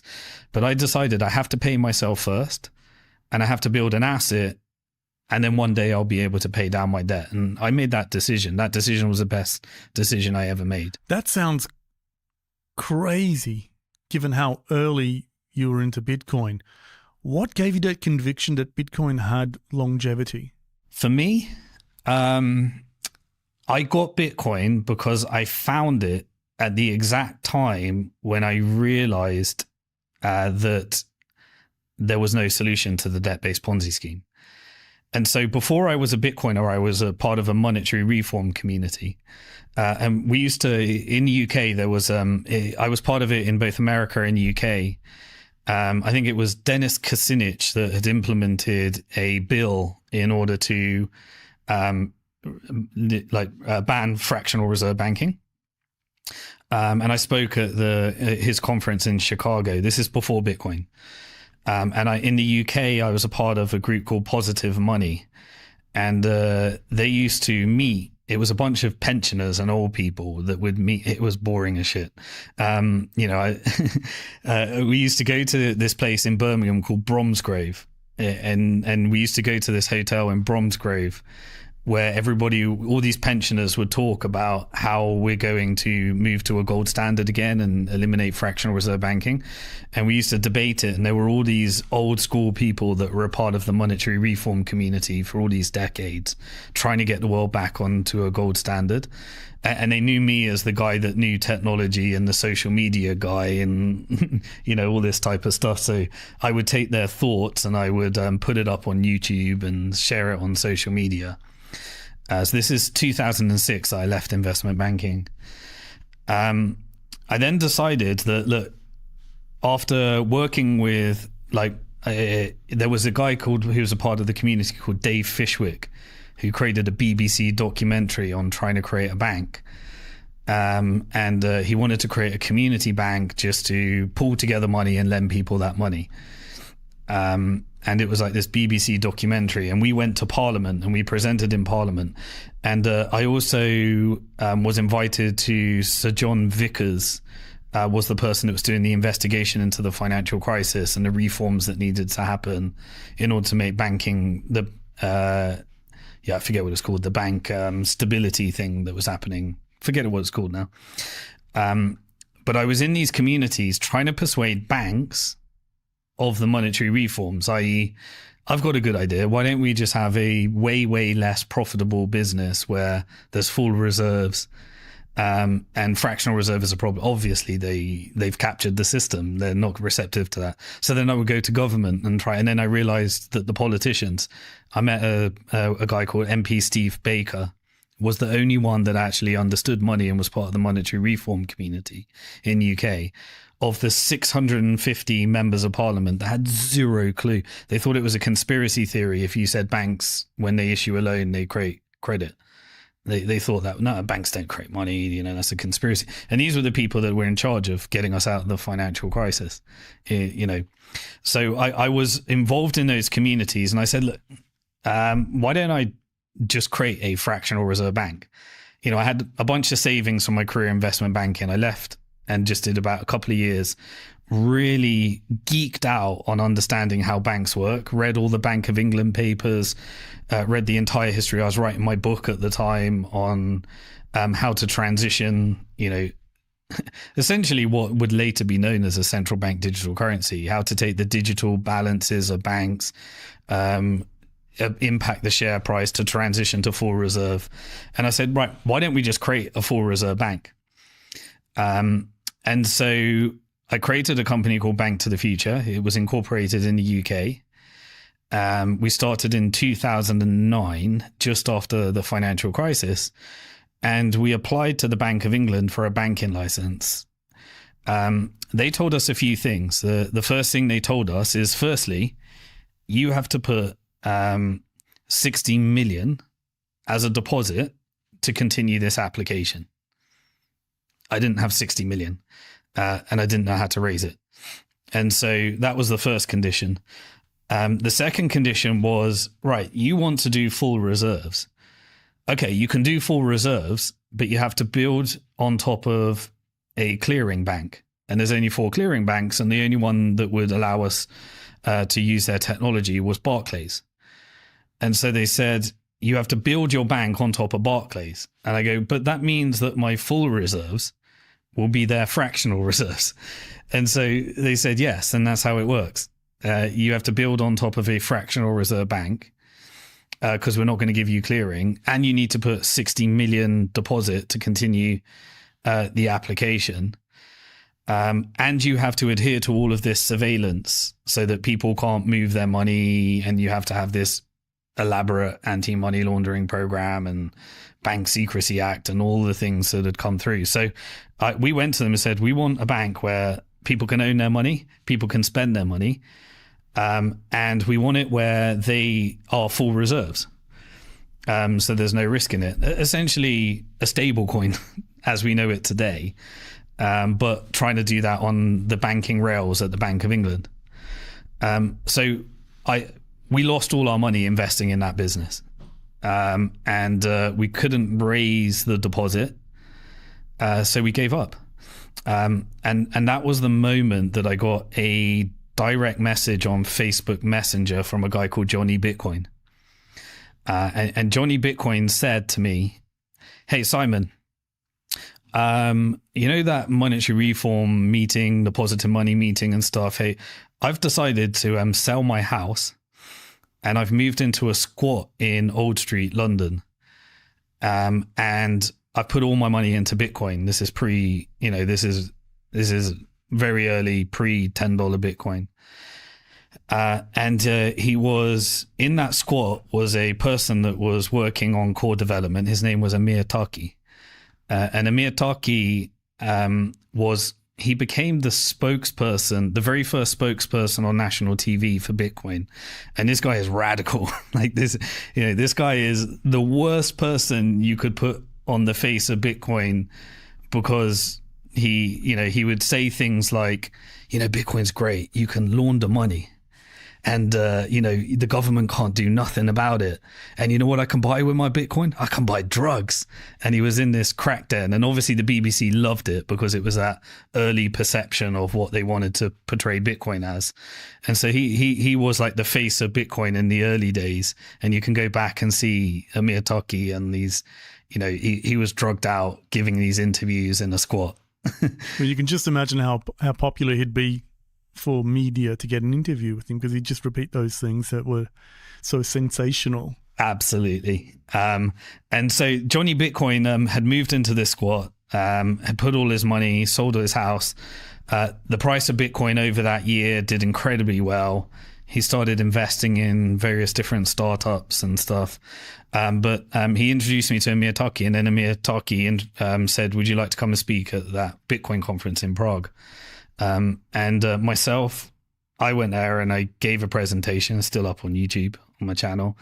And Max Kaiser was there. And this is when Bitcoin crashed from $30 to $3 at the time. And there were these radical people. And so the moment I sat down, and I was writing the book as well at the time, to hear the Bitcoin message, I had been through understanding that you couldn't solve the problem that Bitcoin solved in the traditional rails. And so when I realized that this is money you can earn, money you can spend, and money that has a fixed supply, I was 100% receptive to that message. So you knew they were features that you, at least a strong, small community of people were looking for. But what made you think that it would expand beyond that? Or did you not care if it did?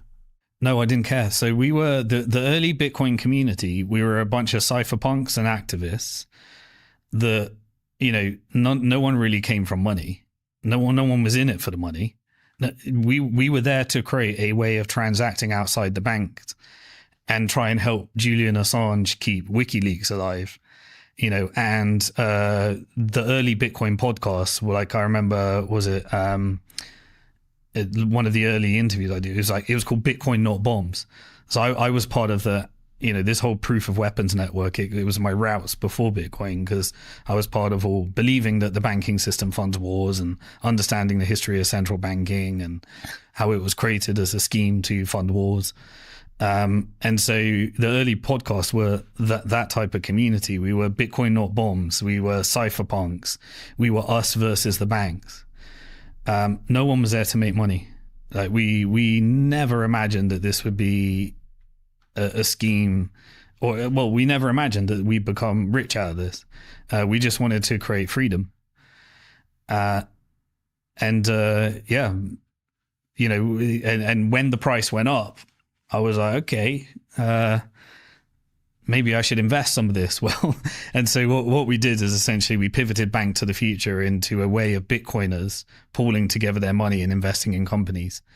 And through that, we got access to rounds like Kraken, Coinbase, all the companies I mentioned before, BitPay and various other companies. And so we managed to put together a pool of people that wanted to invest in the Bitcoin companies, and the bank became Bitcoin, and us allowing these companies that were going to make Bitcoin better to get funding. And then we've never looked back since. We were in fact a Bitcoin treasury company because we had Bitcoin on the balance sheet. So we never needed Silicon Valley. We never went public. And Bitcoin funded the whole thing, which gave us a level of autonomy and independence in our company that meant we would never be consumed into the proof of weapons network.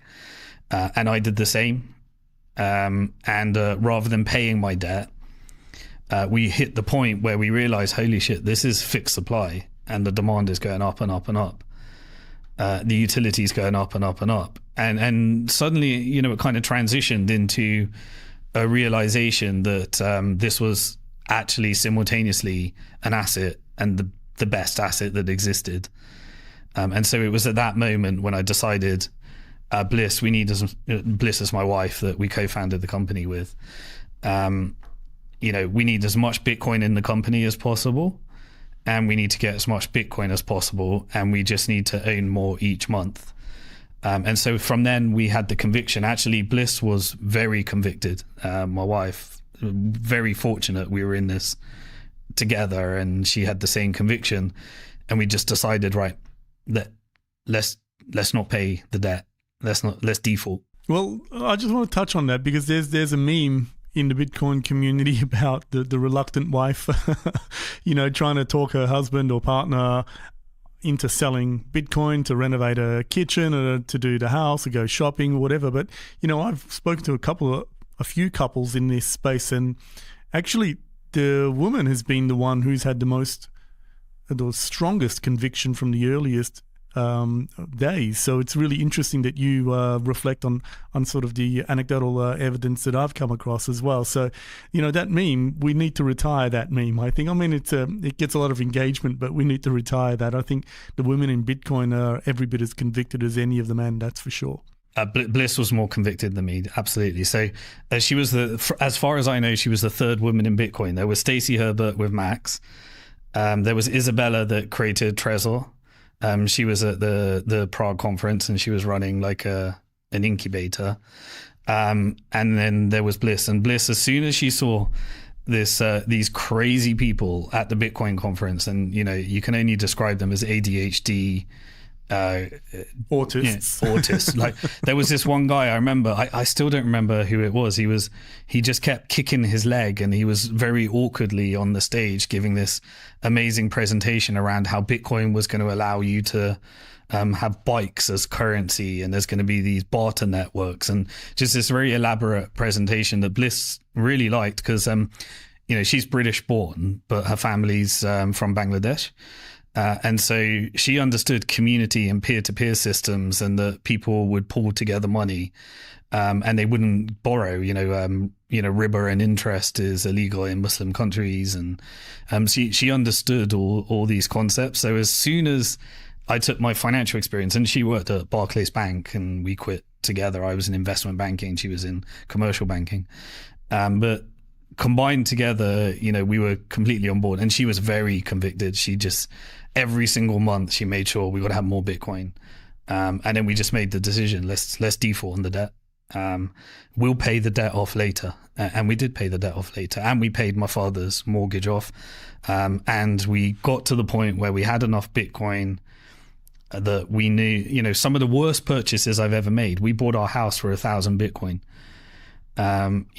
but we knew that there's a moment when you calculate this will be the worst. That's $10 million if you're doing the calculations, right? It's more than 10 million right now. So where are we now? That's 100 million, isn't it? No, 1,000. 1,000 Bitcoin. Oh, 1,000. Yeah. Sorry. Yeah, it is. Is it 100 million? Yeah. I was thinking. Get the zeros right in my head. Yeah. 115 million. Yeah. So, it's going to be the worst investment you ever make. But this is the journey of a Bitcoiner, earn more Bitcoin every month. And then when you need to fulfill certain obligations, know that this is going to be the worst investment you ever make, buying a house. But does it provide you with another need, security, whatever it is that's right for you? We wanted to build a castle on an island with the best security possible, because safety became important. So we set about doing that. It was the worst investment we ever made, because real estate and property is if you price everything in Bitcoin, this is the shift everyone needs to make.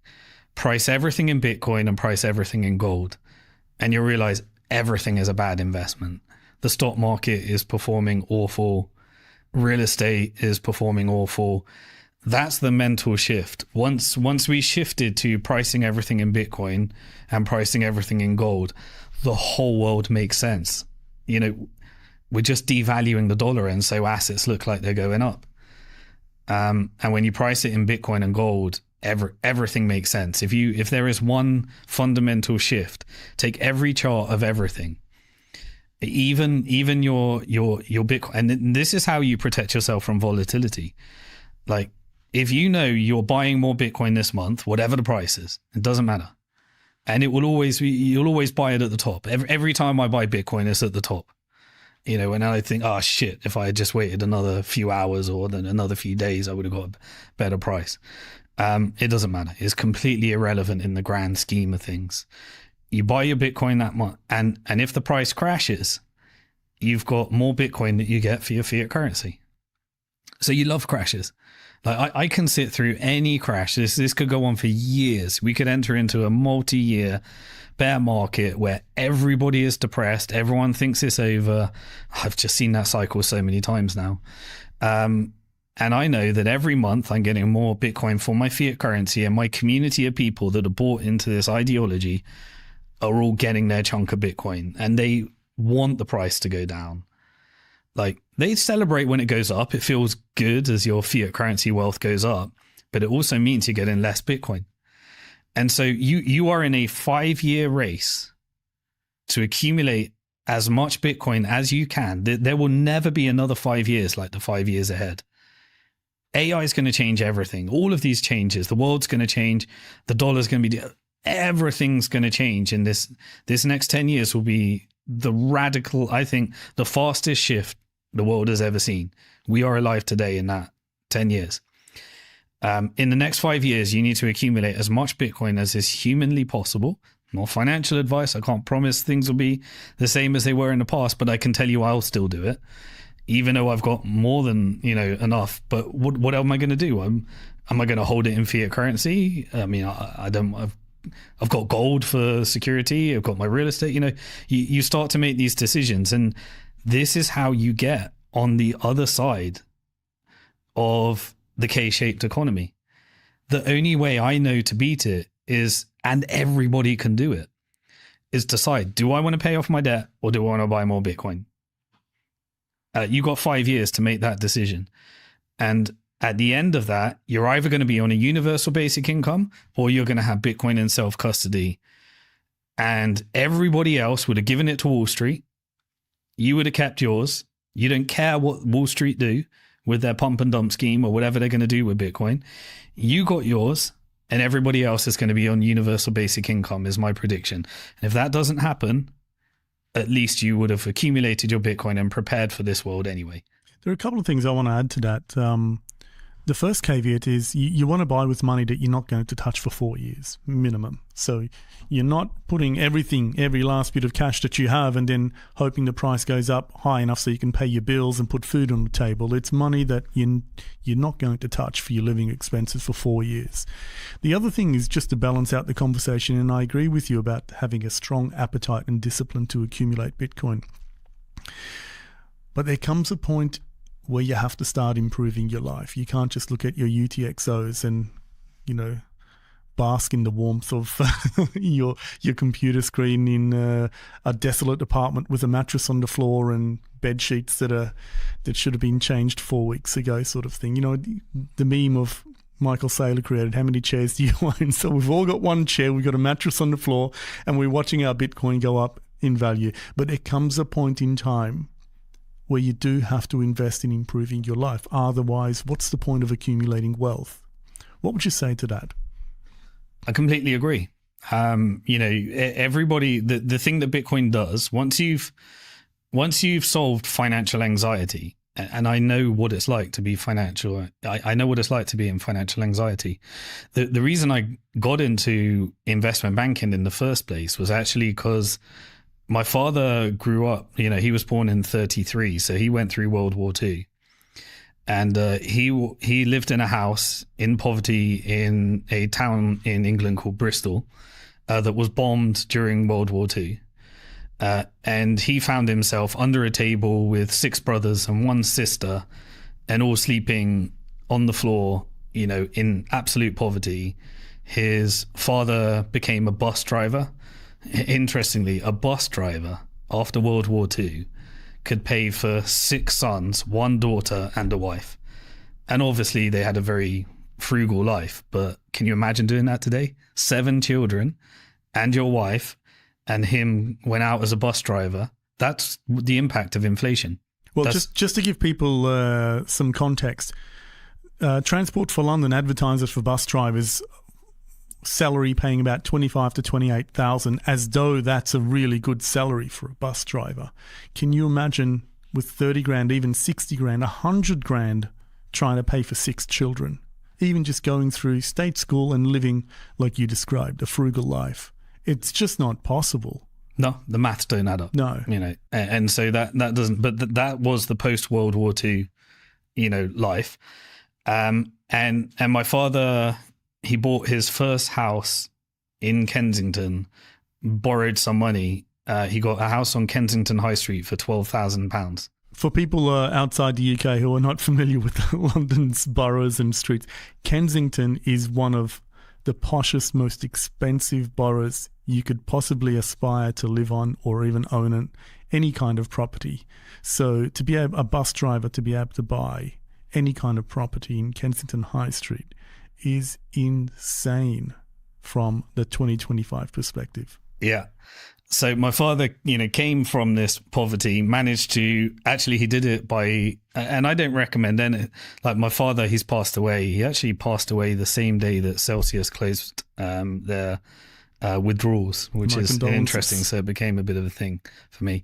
But my father, he brought me up, and, he went from, he made his first chunk of money through gambling in the casinos. Then he bought a house in Kensington High Street. with that money. And then from there, he managed to, essentially become a millionaire in pound value. I think he built up to £1 million, and it took him his whole life.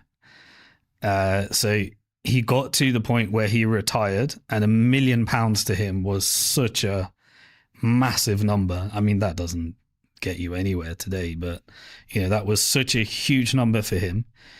He retired and then decided to get into the stock market. So he started trading stocks, and I was just under 20, 1998, and he was winning because this is the dot-com boom. And he kept winning and he kept winning. And he went through the shitcoin cycle. He was winning. So then he just put everything in. He put everything he had ever made in. Everything was invested. He was trading, trying to buy the top, do the bottom. There was nothing but just believing I'm a good trader because I made a load of money out of a rising market. Then the dot-com bust happened and he lost everything. And so his entire life of rags to getting to $1 million just completely blew up in the stock market, where he had less than 10% of it left. It was such a traumatizing time. And he said to me, son, what happened to my money? Where is it? Who's got it? Where's that money? That was my entire life. He just didn't know where it went. And it was at that point where I decided I'm going to get the answer to you. And so that kicked off my obsession in money.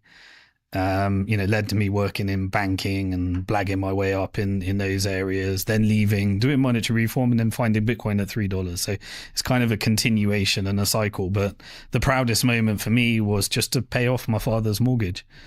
What did he make of your success? My father was incredibly, incredibly proud. He didn't understand it because he got really angry when I left investment banking. He thought, you got this amazingly paid job, and then I was in debt, and then I was struggling, he could never understand that. And then I started accumulating Bitcoin, and I'd try and always tell dad about this Bitcoin stuff. And every time the price he kept watching it on the news. And every time the price went up, your son, cash out, let's get out, cash out now. It's going to crash, it's over. Because he had that in his psyche. He remembered the stocks.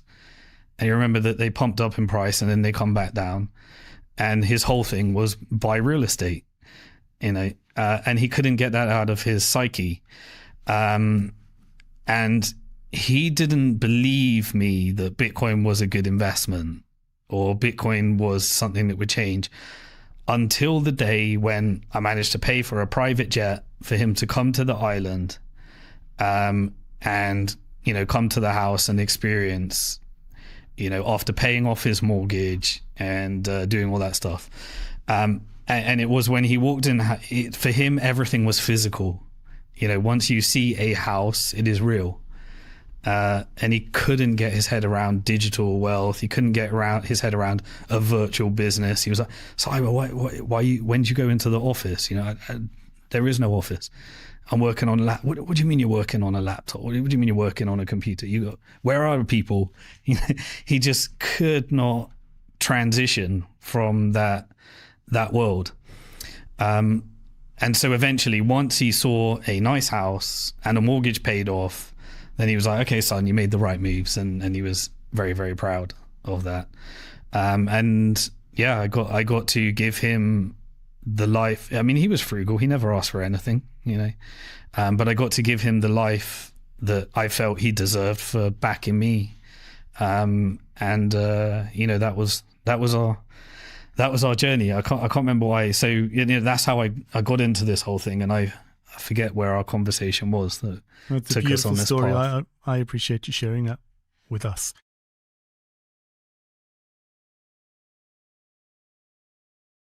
Okay, so I hope you enjoyed that interview, and let me know what you think in the comment section of Bitcoin Hard Talk episode 101, BlackRock's evil plan in order to steal your Bitcoin, and we expose it.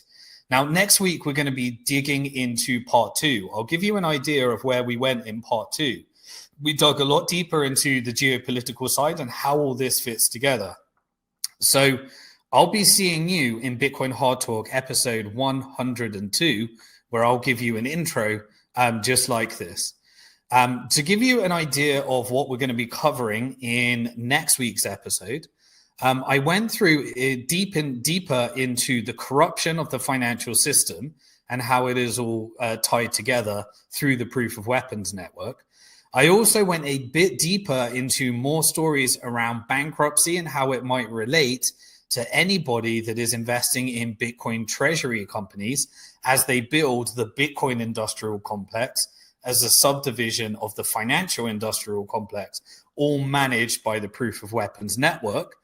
And this required me to go deeper into some of the deep state concepts and more of the deep state and the relationship between the military industrial complex, the financial industrial complex, and how the deep state is used, not for national interest, but for corporate interest.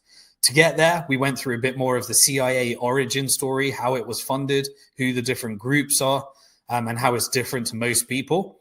And then we went deeper into some forecasts and predictions on the multipolar world. So we went through a bit more on China's geopolitical strategy.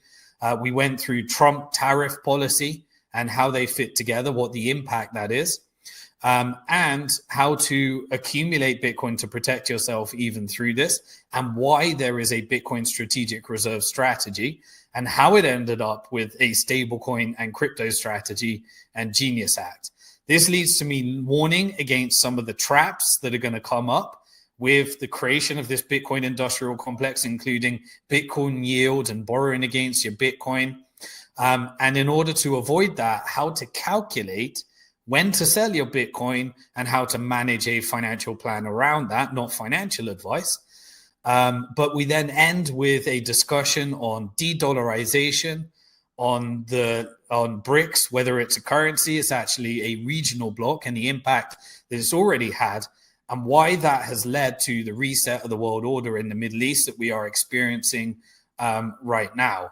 We go deeper into how the Gulf Cooperation Council has achieved its influence, sovereign wealth funds, the role of Saudi and UAE in the geopolitics that we are at right now.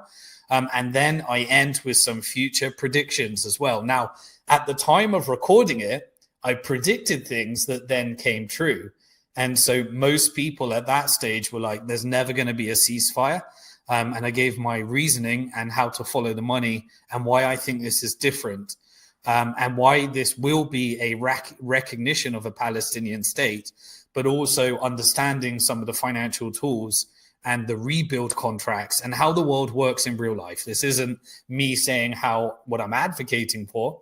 This is me saying, based upon reality, based upon my experience having worked in investment banking, how these deals are constructed as well. So no conversation on that would be complete without going into and ending on the multipolar world order, which then leads to this Orwellian surveillance state that we've been predicting for a long time at Bitcoin Hard Talk. And it involves stable coins, tokenized real world assets, and much of the financial weapons of mass destruction that we have been covering. So if you enjoyed this interview, I will see you next week for part 2. And I'll give an intro on everything that happened this week in Bitcoin, macro, and geopolitics. Now, all I ask for you is if you're enjoying this, please do share. I need your support in order to get this message out to as many people so that we can have a community of as many people that are protected. Now, what is really interesting is this interview was uploaded to a much, much smaller YouTube channel that wasn't shadow banned like my channel is. It had about 16,000 subscribers. Now it shot up after the interview and it had about 100,000 people watch it. I guarantee you that on our channel, which already has over 102,000 subscribers, we will get less views because we are shadow banned, which means I rely upon you for sharing it. And I have to go on other people's channel just to show we're going to use the same thumbnail, the same title, and I bet you we get approximately, we'll see how we do, less views. But I need your help in order to get more views. So we know that over 100,000 people have watched this at the time of me recording it. And let's see what happens on our channel. And then we know conclusively whether YouTube is shadow banning us. But if you could share it, if you could put a comment, if you could put a like, the other video had over 1,000 comments, even though it had less subscribers, which means shadow banning. And just in case, we also will be streaming this on Rumble. So if you're not a follower on Rumble, we're going to try and build our following over there because YouTube is not playing nicely with us. At the same time, we have a podcast, so you can download this and watch it offline in pieces, whether you're at the gym or whether you're driving. You can do that both on Spotify and Apple Podcast. And the backup to the whole thing, in case we get completely centered, is we've created our own environment on simondixon.com. If you head over to simondixon.com, you can get a free membership to the Bitcoin Hard Talk membership portal. That's where we back everything up. We have a whole course on self-custody, lots of other goodies, because when you leave your email, we'll mail you every week and make sure that you know what we're covering so that we can do the work, because YouTube just won't do it for us. And so with that in mind, please do like, please do share. And obviously also we stream this on X, where I give regular updates every single day in real time, responding to real events as they happen. So follow me over there on X. Always remember, you are alive at one of the most interesting and exciting times in financial history. The people on the wrong side of the proof of weapons network are going to get wrecked. Those who are on the right side of proof of work and self-custody, I believe they're going to do well. And I want you on the right side of this change so that we can make this transition with peace, love, and unity. And this is going to be everything for Bitcoin Hard Talk, episode 101, BlackRock's evil plan to steal your Bitcoin exposed. We'll be back next week with part 2 of the interview and the little intro summary of this week in Bitcoin, macro, and geopolitics. I will see you next week. Peace.